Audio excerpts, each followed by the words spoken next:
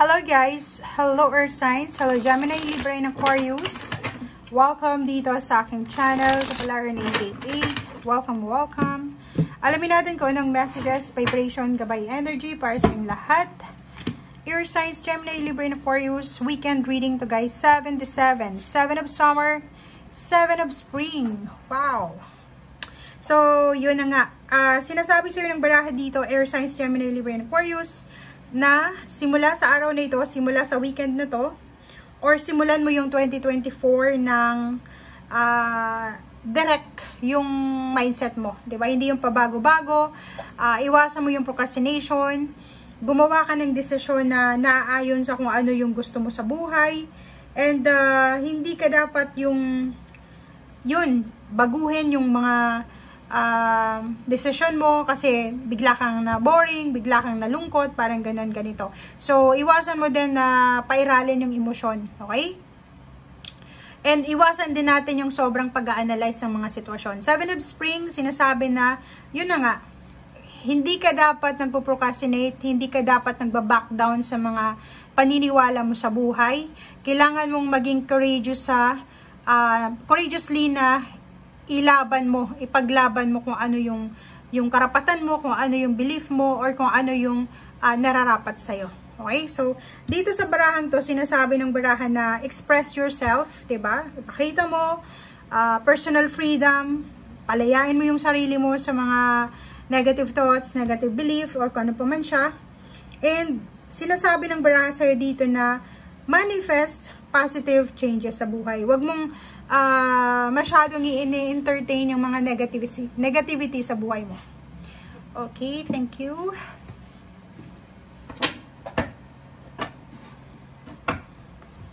Air signs, Gemini, Libra, and Aquarius.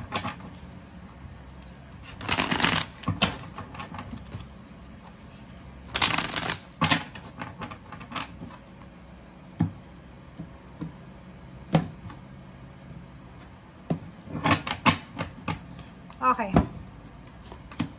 Air signs. 7 of Cups and 7 of Wands. 77, guys. Ang galing ng baraha mo ngayon. So, ang pinaka significant numbers mo ngayon is 77, 7. Diba? So, 4 na 7 siya. 7 of Cups, 7 of Wands, 7 of Spring, 7 of Summer.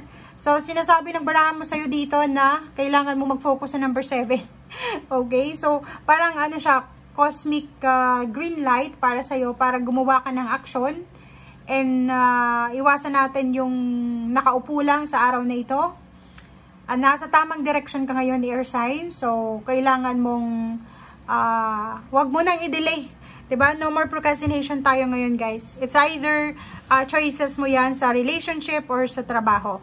So, kung makikita mo to, sinasabi ng baraha sa'yo dito na panindigan natin, 'di ba? Panindigan natin, trust your intuition, trust your wisdom, and trabahuhin mo yung life path mo with positive attitude, okay? Sinasabi din ng baraha sa'yo dito na kung nakakaranas ka ng mga rocky road or mga stagnation sa buhay mo, i-remind mo yung sarili mo na may power ka para baguhin ito. So, etong 7 of Wands sinasabi na be brave, be courageous. Ipaglaban mo kung ano yung rise mo. Stand for yourself. Dalawa sila eh. Same lang to. Stand for yourself. Be assertive. Don't back down from what you believe. So, yun ang sinasabi ng baraha. Ang galing. Okay.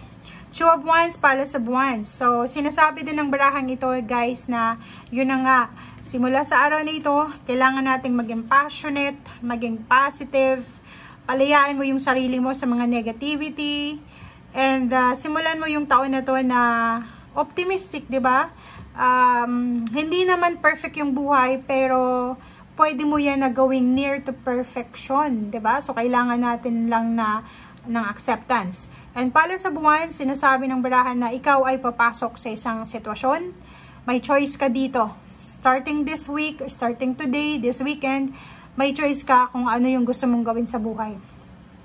Posibleng babalik ka doon sa mga dati mong pinagkakahiligan.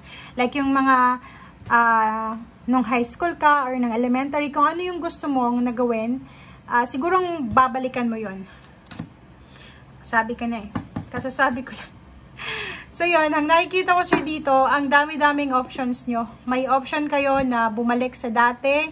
It's either relationship, it's either business, it's either work, it's either lugar kung saan kayo galing. Mag-iingat lang tayo kasi posibleng makatanggap ka ng balita or pwedeng message. Mag-iingat ka sa mga mensahe na natatanggap mo sa weekend na to kasi posibleng mainis ka. 'Di ba? Kung makikita mo to, na 5 of Wands and 8 of Wands, ingat-ingat tayo sa mga messenger chat or sa kung ano man to kasi pwede kang mainis, pwede kayong kung sino man tong taong to, pwede kayong magdiskusyon, pwedeng family members or pwedeng kakilala, pwede kayong mag-away dahil sa sinabi niya, sinabi mo, parang gano'n. So, comment down below if resonated ka. Okay. So, nakikita natin dito, may 2 of Wands ka, may 2 of Coins and 9 of Coins. Maraming choices. May 7 of Cups din. Maraming choices na posibleng pagpilian ka simula sa araw na ito. Na pwedeng magdala sa'yo ng celebration, happiness, harmony, balance, prosperity, and abundance. So, sinasabi ng bara sa'yo, if ever mabigyan ka sa araw na ito ng pagkakataon na mamili, lalo na sa trabaho, or negosyo man yan, or relationship, huwag mong sayangin ito. Okay? Huwag mong sayangin yung momentum. Page of Wands, wow. And 3 of Swords, Queen of Cups. So, mayroon din dito na warning. Warning to sa inyo eh. Kasi yun na nga, posible kang makatanggap ng balita sa araw na ito. Kaya nandito yung King and Queen of Cups. Kasi posibleng sa araw na ito makatanggap ka ng isang balita. Balita na pwede kang magalit, pwede kang makipag-away, balita na pwede kang masaktan, or posibleng may isang chismis na nag-spread ngayon na masasaktan ka dahil sa chismis na to, or pwedeng ikaw yung makakasakit. So, ingat-ingat lang tayo. And mayroon ditong King and Queen of Cups. It's a balance, emotional, stability. Sinasabi ng barahan na kailangan nating umiwas sa gulo sa araw na ito. Umiwas ka sa gulo, umiwas ka sa diskusyon. Lalo na ang pinaka malapit dito is yung sa mga comment, diba? Like sa comment sa Facebook or sa kung ano man na social media, pwede kang makakuha ng kaaway dahil magkaiba kayo ng paniniwala sa buhay. Pero yun na yung sinasabi dito, stand up for yourself. Panindigan mo kung ano yung alam mong tama. Pero pwede mo naman siyang maiwasan eh, 'di ba? Hindi naman parang masama na tayo yung umiwas. Kung alam mo na nasa tama ka, okay, choose wisely, 'di ba?